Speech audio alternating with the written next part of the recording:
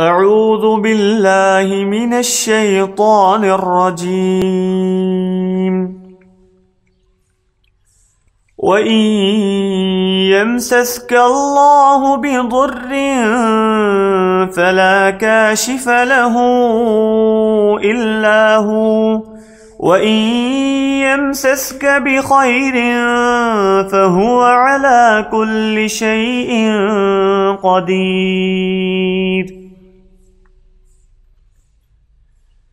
وإن يمسسك الله بضر فلا كاشف له إلا هو، وإن يردك بخير فلا راد لفضله يصيب به من يشاء من عباده وهو الغفور الرحيم.